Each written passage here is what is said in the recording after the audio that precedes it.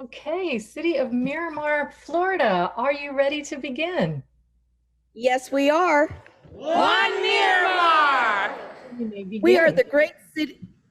We are the great city of Miramar, a vibrant community of 140,000 people. We are in South Florida, the nation's fourth largest urban area, home to more than 6 million people. The incredible Everglades River of Grass flows along our western border. We are diverse with many newcomers. Almost half of our neighbors, 46% of them, speak a language other than English at home. We have struggles. We have disparities in economics and education. We are short on affordable homes, and we have way too much chronic disease. However, as you will hear, in our quest to resolve these social and economic challenges, we worked hard, and as a result, we became a better city. Our diversity could create deep divisions, but instead, we are coming together to celebrate our mosaic of cultures. We share a common vision and are working together to solve our struggles and build an equitable and resilient community. Yes, we are One Miramar!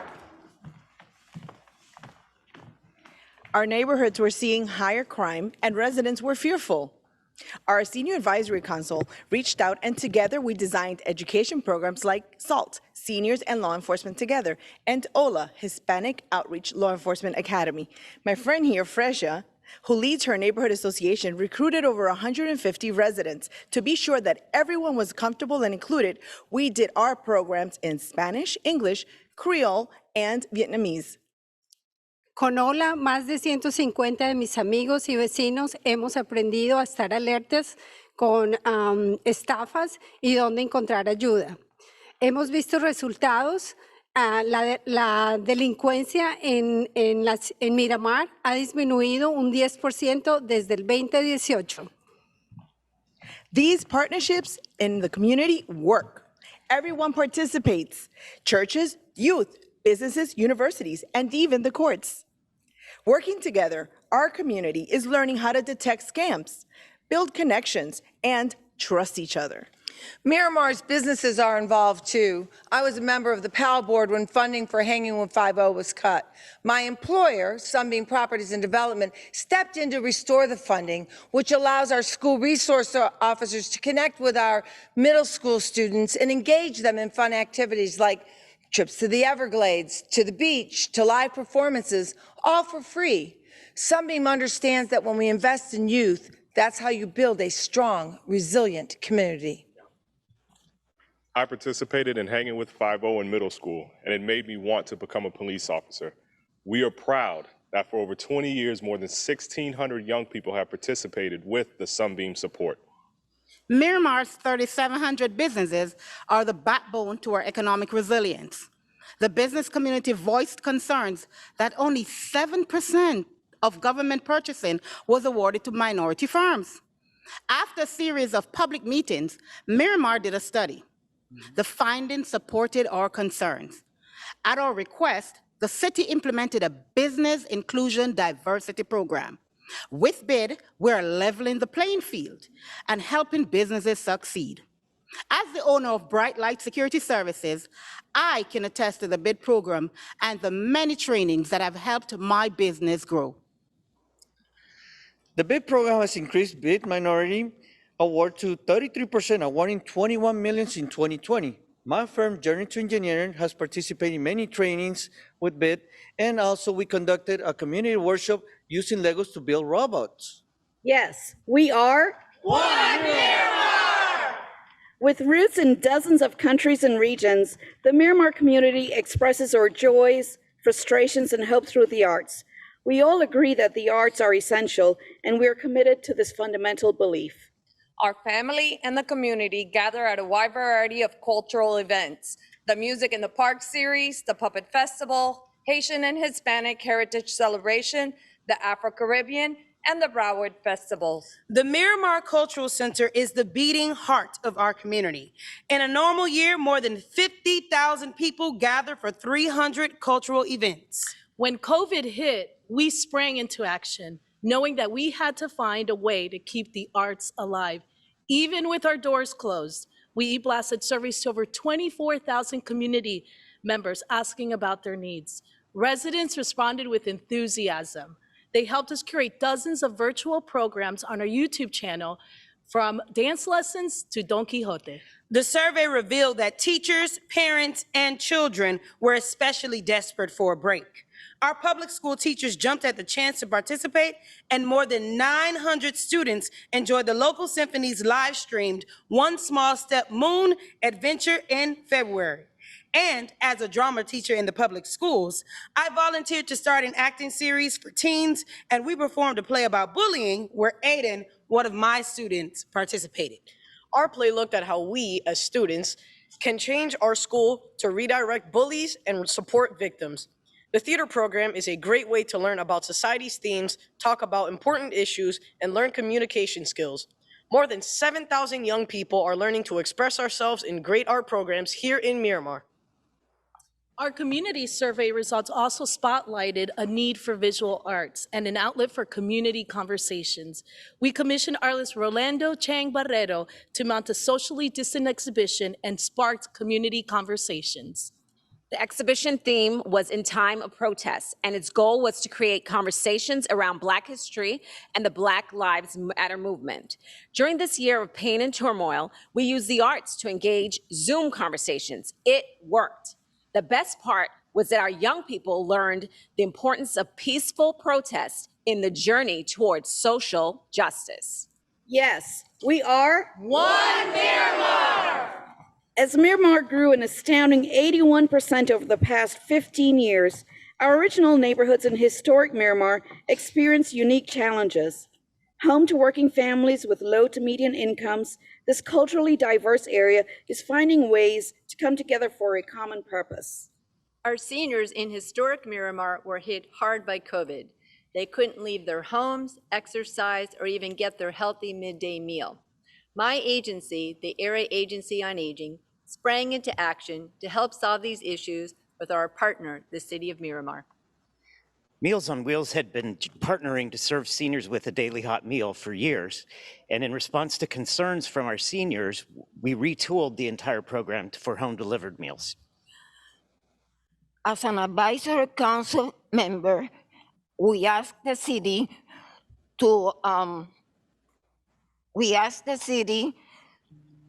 to set up two hotlines, a general hotline and one for COVID. We received many thousands of calls that resulted in 54,000 interventions. We also knew that our friends were lonely, so we set up a weekly peer outreach program and started a safe walking program. Our senior advocate team also worked to provide in-home testing and vaccination appointments and transportation. We also worked to provide a Get Vaccinated video, which is now used all across Broward County. Most of historic Miramar is a food desert. Many residents depend on the food pantry, federally funded lunch programs, and SNAP. To increase access of fresh, nutritious vegetables and decrease chronic health issues, we established the very first micro-urban farm in the county, and now located on city-owned land and maintained by 42 volunteers like us. This essential program embraces healthy living, family nutrition, and wholesome, delicious cooking. Our garden offers hands-on demonstration and nurtures career in urban agriculture. Some of our innovative programs, including hydroponics, container gardening, and microgreens. No space, no problem. You can even grow on your kitchen counter. Or some of our programs help me introduce Lily to all sorts of delicious vegetables, as well as the occasional worm. Through my work as a garden volunteer, I learned of the skills to become a master gardener and established my own organic produce business.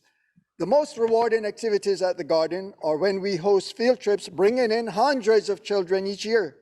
We offer our discus soup and veggie tasting event, cultivating a new generation of informed eaters. Hey gang, let's have some veggies! Yes.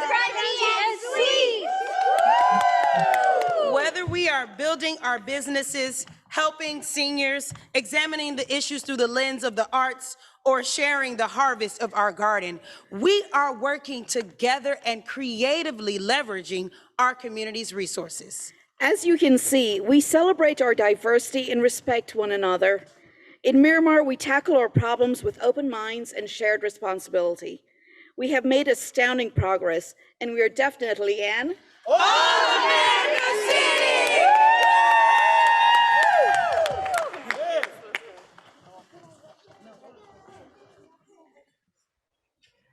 Excellent. Thank you so much, Miramar, Florida. I'm just like, I feel myself swaying to the tropical breeze from your background and wanting to eat some veggies. Let's see what questions are coming from the jury. If folks can raise their hands. We have Dante first, and then I'll put myself in the queue next. And then actually we'll do Josh next since you didn't get to go. I'll put myself in next. So Dante, then Josh, then myself. So great job, Miramar. Your commitment to diversity, young and old, it just jumps off the page in your application as well as your presentation. So great job. Question for you, very interested in your bid program. How are you ensuring its sustainability? It's exciting to see that you're awarding grants over $500,000 in grants. How do you help ensure the sustainability of that type of program? That's an excellent question. The BID program has designed to ensure, especially during the COVID pandemic, there were several economic resources that were made available to the small minority and local businesses that were in turmoil during the pandemic. And the way that we have various programs, including the CARE program you'll hear more about, that's assisting in ensuring the sustainability of that. And the BID program itself is one of those programs that we've designed to make sure that we're educating, connecting, and helping small minority and disadvantaged businesses grow. As a business owner in the city of Miramar, I am pleased to announce that the BID program has significantly benefited my business. Even in COVID, we benefited from some of the grants that you mentioned to help to keep my doors open. And they also not only do that, they have also programs that encourages us to provide training. It provides information and also provides network opportunities for the small businesses and make us, in a way, capable to compete with larger businesses in the community. Equipped us really well with information to help us to grow. Thank you very much. Okay, thank you. Let's get Josh next, and then we'll get Maya. I'll take myself off. Well, thank you for a very wonderful presentation. I wanted to sort of unpack one of the points you were bringing up about, I believe it was repurposing a longstanding senior hotline to reach for COVID questions, and then also you mentioned a get vaccinated video. I was wondering, from an equity perspective, did you have any specific outreach efforts to reach perhaps hard to reach populations in your jurisdiction, or those that perhaps are vaccine hesitant? Good afternoon. Thank you. That's a great question. One of the things that we did to ensure that the most vulnerable and the least likely to step forward to receive the services was we utilized that very network the senior mentioned, which is the peer-to-peer, because they're more inclined to listen to, speak to, and collaborate with someone that they identify with, as opposed to me calling and saying, you really should do this. As far as the vaccination video, it's something that we made sure that there was a diverse group presented on the video, as well as sharing it across media that the elderly population was more inclined to actually see. Thank you. We also, right from the beginning, got on top of addressing anyone who can view all the information via the internet. There was also the hotline. So there were multiple means of communication for all the information. And we offered in-home testing, which we still offer for those individuals who maybe could not get out of their home or take advantage of the testing site that we had in the city and the vaccination site that we had in the city as well.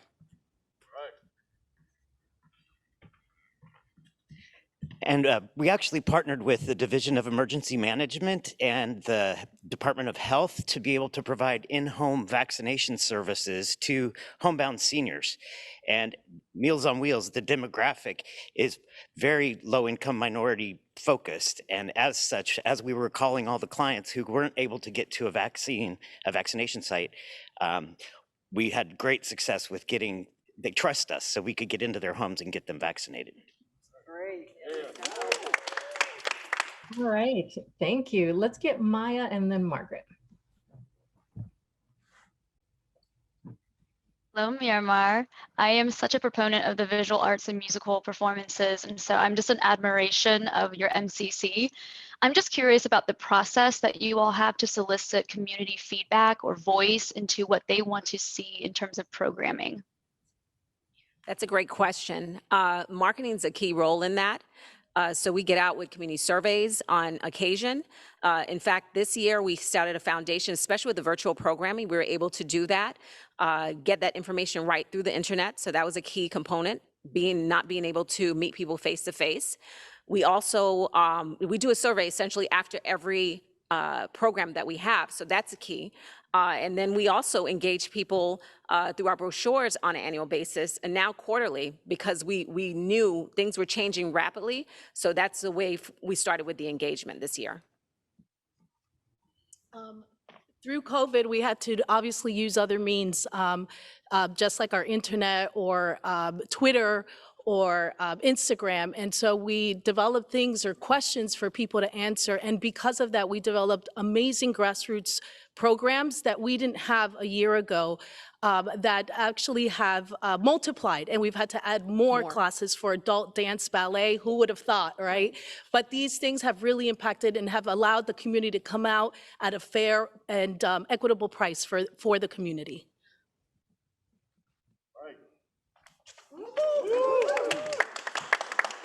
Let's get a question from Margaret.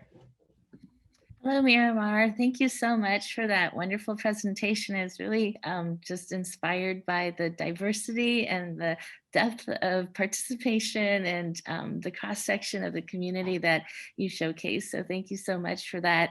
I'm a big proponent of health and wellness, and especially healthy foods and community gardens. And so I was really excited to hear about your first micro-urban farm. And I was wondering, how do you ensure the distribution of your harvest to the community? The community garden is a place in which we mostly teach other people how to grow. So it's through sweat equity is how everyone is invited to come and then in turn be able to grow in their own backyards and in their own kitchens. Not even if they don't even have a backyard or a balcony, we teach them how to grow in their own kitchens. Another thing that we do is we have a program where we invite the neighborhood to come to our garden to pick up free sprouted products that we do. We have a huge event called the Tomato 101 event where we teach people how to grow tomatoes. We have a member that grew over 100 different varieties of tomatoes, and we invite the community to come on in and get whatever they want. We also partner with organizations such as schools that are in the area so that they will teach the children and their parents to learn about vegetables. It's amazing to see that some kids have never seen a tomato, and now they're asking for arugula by name. So things like that. Yes.